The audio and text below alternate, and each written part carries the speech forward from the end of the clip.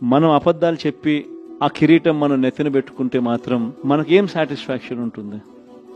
సరే అవుతాము, ముఖ్యమంత్రి స్థానంలో కూర్చుంటాము.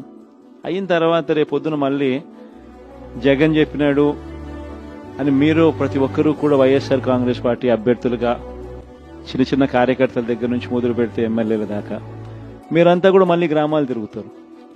తిరిగినప్పుడు మీ పార్టీ చెప్పింది, మీ జగన్ చెప్పినాడు ఇవన్నీ చేయాలి, ఇవన్నీ చేస్తాను అని చెప్పి, మరి అవన్నీ చేశాడా, అబద్ధాలు చెప్పి మోసం చేశాడు కదా అని చెప్పే మాట మీలో ఏ ఒక్కరూ అనిపించుకోకూడదు అని కాలర్ ఎగిరేసి మా పార్టీలో ఉన్న ఏ కార్యకర్త అయినా కూడా, మా పార్టీలో ఉన్న ఏ నాయకుడైనా కూడా ఒక మాట చెప్తే ఆ మాట మీద నిలబడతాం అన్న నమ్మకం, భరోసానే వైఎస్ఆర్ కాంగ్రెస్ పార్టీ అని చెప్పి కాలర్ ఎగిరేసి చెప్పుకునే పరిస్థితి ప్రతి గ్రామంలో ప్రతి కార్యకర్తకు ఉండాలి.